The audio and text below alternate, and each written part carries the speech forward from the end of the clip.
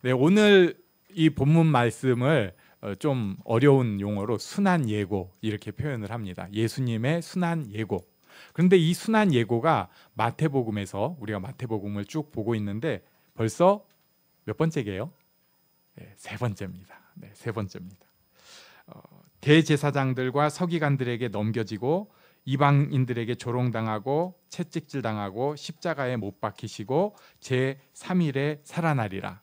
이 말씀이 처음에 나온 게 16장 21절에 나왔어요. 이때는 베드로가 신앙 고백을 하고 이제 하나님의 영광의 그리스도라는 것을 알려주시고 나서 그때 비로소 알려주셨습니다.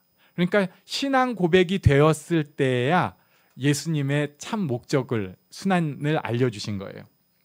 그리고 우리가 아는 대로 이 얘기 듣자마자 베드로는 주여 그리 마옵소서 했다가 굉장히 혼납니다. 예수님 사랑하고 예수님께 열심을 가지고 있는데 그것 때문에 오히려 요새 표현으로 깨졌어요. 그리고 그 다음에는 17장 22절과 23절에 나옵니다. 여기서도 예수님께서 순환 예고를 하셨는데 이때는 배경이 변화산의 사건 이후예요. 그러니까 예수님께서 이 땅에서 볼 수 없는 그 영광으로 변화되신 거예요. 와, 저거구나. 제자들은 천국의 영광이 어떤 것인지를 본 유일한 사람입니다. 우리는 빛만 쐬도 와 하고 햇빛 구름 사이에 이렇게 내려가는 것만 봐도 와, 저건 왠지 하나님의 임재 같아 이런 표현을 쓰는데 진짜 하나님의 임재가 뭔지를 본 사건입니다. 하나님의 영광의 임재를 보고 나니까 이 사람들의 또 마음이 이제 들썩들썩 할 거예요. 그러니까 예수님께서 순환 예고를 한번 또 빡 던져주시니까 제자들은 듣고 심히 근심했다고 말씀하고 있습니다. 예수님께서는 오늘 본문에서 제자들을 따로 데리고 말씀을 하십니다. 그러니까 이거는 정말 중요한 얘기면서 자기 주변 사람들에게 환호성이 아니라 고민하고 꼭꼭 씹어야 되는 사람들에게 12제자를 따로 데리시고 길에서 말씀하셨다고 볼 수 있어요. 다른 사람도 아마 없었을 것 같습니다. 있어도 좀 멀찍이 그 길에서 아무도 없는 곳에서 12제자들에게 심경 깊은 것을 말씀을 하신 거예요. 그 내용은 우리가 아까도 봤지만은 지금 가는 길이 어떤 길인가? 예루살렘으로 가는데 제자들은 지금 자꾸 딴 생각을 하고 있어요. 분위기가 그렇잖아요. 영광의 예수님, 메시아인 것 같아. 지금까지는 자꾸 숨기셨는데 이제는 드러내신 것 같아. 뭔가 예루살렘에서 일이 있을 거야. 제자들도 느꼈고 그 뭔가가 예수님께서 이제 드디어 왕 되심을 드러내는 게 아닌가. 진짜 선지자, 민족의 영도자로서 드러나는 게 아닌가. 이런 생각을 하는데 그때 진지하게 예수님께서 대제사장들, 서기관들, 즉 종교 지도자들에게 넘겨진다는 건 그들 마음대로 이제 예수님을 다룬다는 거예요. 그래서 그들이 죽이기로 결의하고 그 다음에는 이방인들, 로마 군인들이죠. 거기 넘겨집니다. 그들 마음대로 하니까 채찍질하고 결국 십자가에 못 박고 그리고 3일에 살아날 것이다. 이렇게 말씀을 하십니다. 예수님은 자신의 가장 중요한 사명이 무엇인지를 명확하게 알고 계셨습니다. 예수님께서 내 길이 어떤 길인지를 명확하게 알고 계셨다는 것입니다. 그러니까 어떤 면에서 가장 흔들릴 수 있는 또 가장 중요한 그 순간에 예수님께서 제자들에게 거듭 말씀해 주시는 거예요. 자꾸 딴 생각들을 하는데 그럴 수 있지만 그래도 이 길이 진짜다라는 것을 또 한 번 말씀을 해주시는 것입니다. 예수님께서 사역을 굉장히 열심히 하셨어요. 보통 제자 훈련할 때 나오는 예수님의 3대 사역이 선포, 설교라고 할 수도 있고요. 그리고 가르치시고, 그래서 프리칭, 티칭, 그 다음에 치유하시고 힐링, 이렇게 3대 사역을 하는데 예수님이 이 사역을 다 너무 잘하셨습니다. 그러다 보니까 문제가 생기기 시작하는 거예요. 예수님께서는 이 일들을 꼭 하셔야 하는 거 맞는데 이 일들이 너무나 좋은 거예요. 사람들에게 생명이 되고 그러면서 파격적이고 약한 자들을 살리는 사역이다 보니까 사람들이 이 일들에 대해서 반응을 조금 이상하게 일으키기 시작합니다. 지역에서 막 소동이 날 정도예요. 온 곳에서 예수님 몰려오기 시작합니다. 예수님께서. 중앙 종교 지도자들은 와가지고 이 인기 있는 사람이 문제 있지 않나 체크하는 그런 상황입니다. 그러면서 어떤 사람들은 예수님에 대해서 자기들을 살려낼 왕으로 생각하기도 합니다. 구약 성경에서 나온 애굽에서 자기들을 이끌어낸 모세가 얘기한 그 선지자. 그러니까 지금 자기들을 이 고통 억압 가운데서 풀어낼 선지자로 생각하는 사람도 있습니다. 또 혼란과 흔들림, 외국의 공격에 대해서 나라를 굳건하게 세운 다윗과 같은 왕, 그런 예언된 왕이 아닌가 그런 생각을 합니다. 그리고 그것을 계속해서 압박을 지금 예수님께 가하고 있는 거예요. 네. 어제도 그런 얘기를 들었는데요. 우리가 생각하는 그 좀 이상한 사람들, 막 그 국회의원, 예, 장관, 왜 저런 얘기를 저렇게 할까? 저 사람들은 심지어 크리스찬인데 저러면 안 되는 거 아닌가 하는 경우들이 많은데 개인적으로 만나면 그렇게 샤프하고 괜찮대요. 저는 만나볼 기회가 없어서 잘 모르겠는데 모르는 거 아니고 똘똘하고 이것저것 생각 분변이 많다고 합니다. 그런데 그 위치에 있기 위해서 그러니까 꼭 자기 때문이 아니라 자기의 주변을 두루 살리려다 보면 그 압박감이 이렇게 그 사람을 몰고 간다는 거예요. 저도 압박감이 몰고 가면 무슨 짓을 할지 모르죠. 막 사람들이 부추겨 갖고 뭐 뛰어라 하면 막 뛰고 뭐 이런 거 할 수 있을지 몰라요. 그런데 예수님은 지금 사람들이 막 압박해 오는 그때 어쩌면 제자들은 거기에 마음이 이미 휙 동해가지고 그래 야 지금 얼마 안 남았어. 네 오른쪽? 나 왼쪽? 내가 오른쪽. 뭐 이러고 있는 상황인데 예수님께서 모아가지고 얘들아 지금 예루살렘에 가는 길은 이런 길이야 라고 명확하게 말씀을 해주시는 거예요. 참 제자들은 이때 마음이 좀 부풀었을 텐데 예수님이 참으로 그냥 한 번씩 샥샥 끼얹는 거죠. 예수님은 흔들리지 않으셨습니다.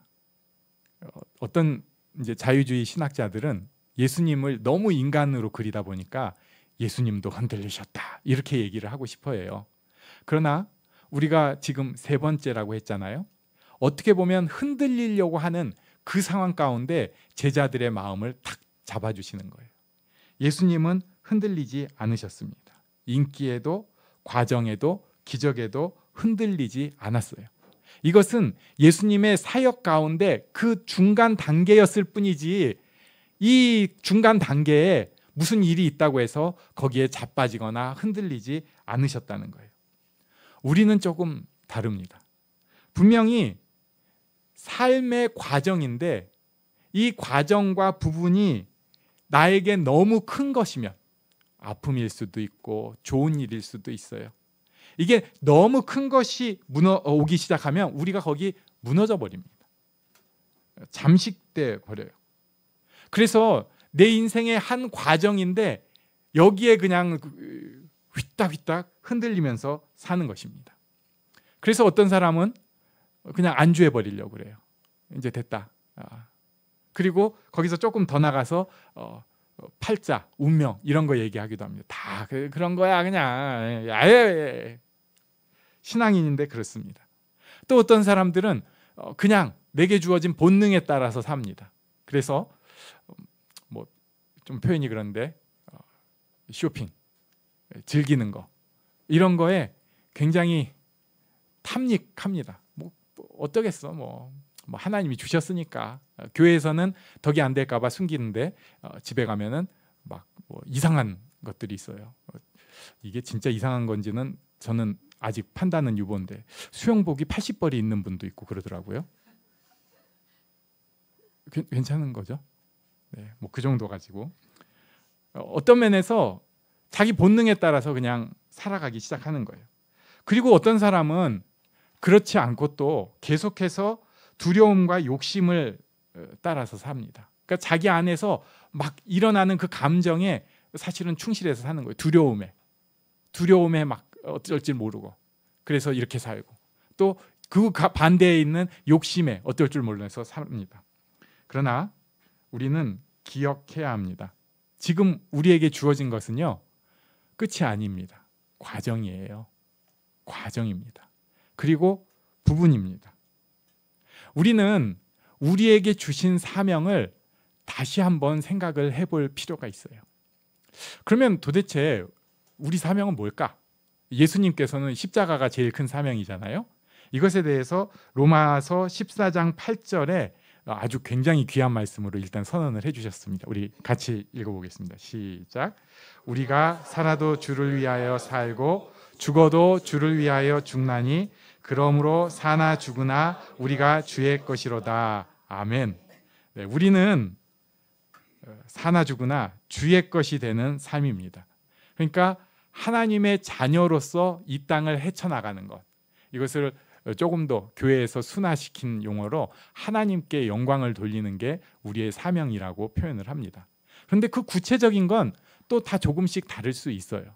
그리고 우리의 삶이 하나님께 영광을 돌린다는 게 그냥 어떤 방식으로 영광을 돌리는지 딱 정해진 게 아니고요. 우리에게 주신 축복들을 통하여서 하나님께 영광을 돌리는 것입니다. 사나 죽으나가 우리에게 주신 것들을 통해서 사나 죽으나 주께 영광입니다 라고 고백을 할 수 있는 거예요. 예를 들자면 우리가 결혼을 했단 말이에요.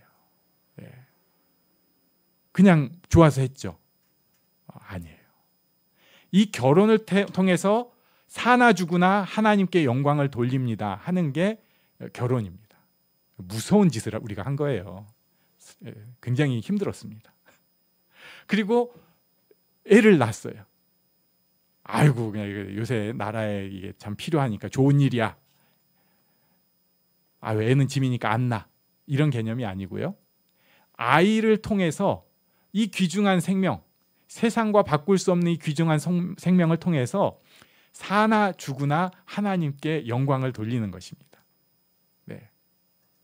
또 우리가 어떤 일들을 부딪힐 때가 있어요. 어떨 때는 직장을 가질 때도 있고요. 어떨 때는 어떤 새로운 도전을 할 때도 있어요. 그리고 누군가를 새로운 만남을 갖기 시작할 때도 있습니다. 뭔가를 일을 벌려가지고 추진해 갈 때가 있어요. 사나 죽으나 하나님께 영광을 돌립니다가 그 일들을 통해서 이루어지는 거예요. 그런데 문제가 있습니다. 이렇게 중간에 주어지는 과정들이 너무 무겁고 클 때가 있다니까요.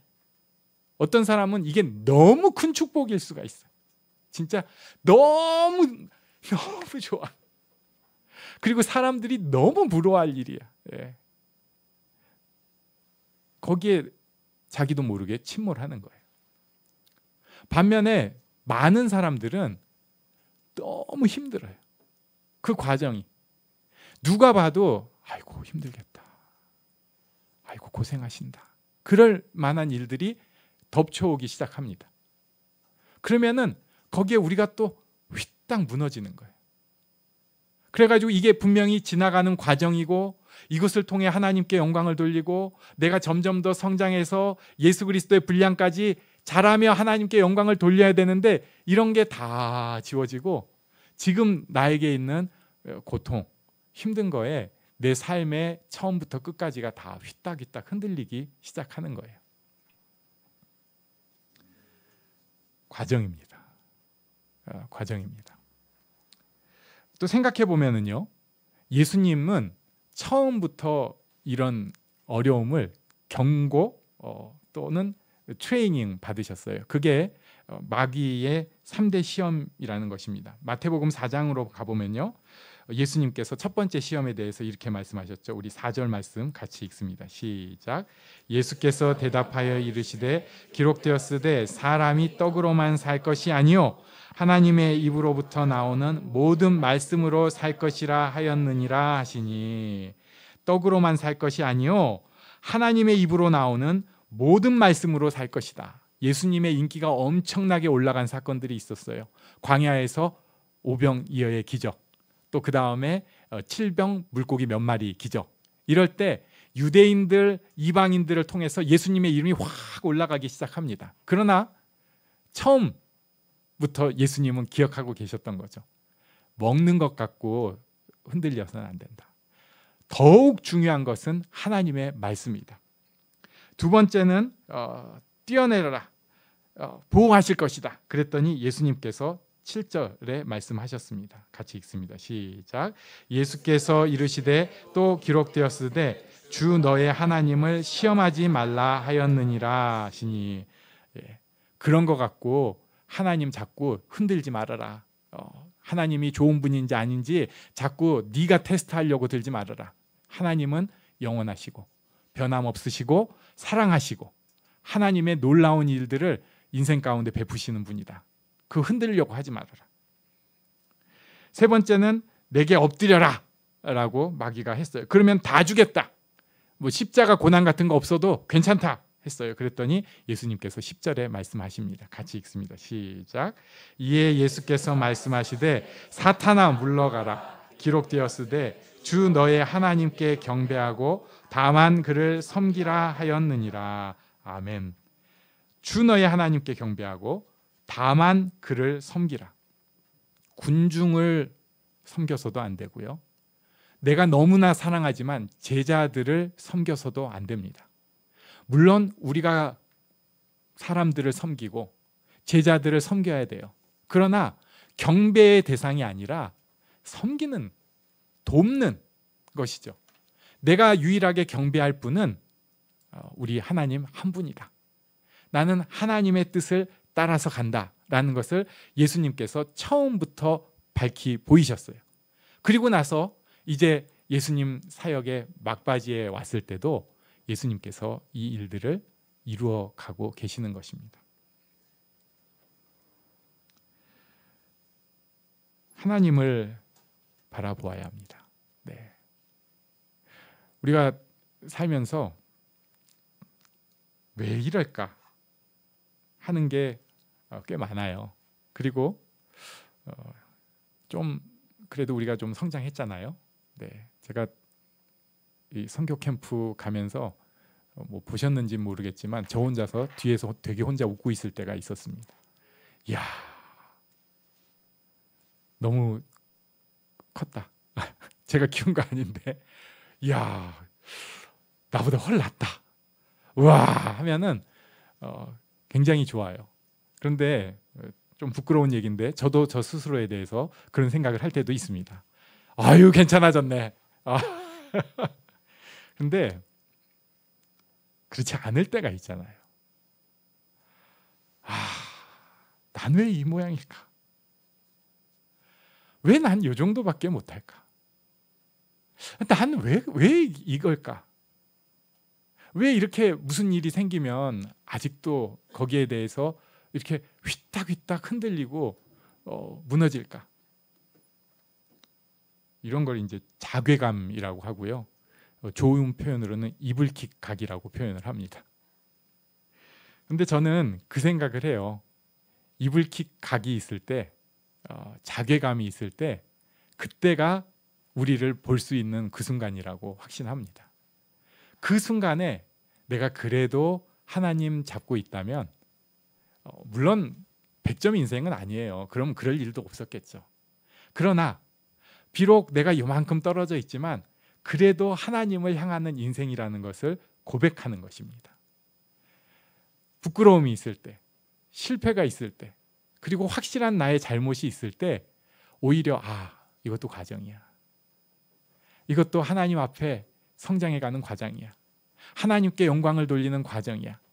확신하면서 하나님께서 나를 통해 이루실 일을 내가 무너지지 않고 이루리 할 수 있는 것이 성도이고 예수 믿는 사람이고 하나님의 자녀들입니다.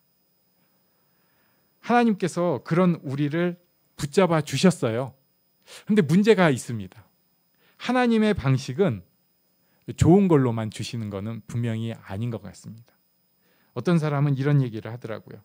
고난과 핍박은 그리스도인의 표지다. 별로 안 좋아하는 얘기. 그리고 2025년에 무슨 뭐 그리스도인이라고 꼭 고난 받고 뭐 핍박 받아야 돼요?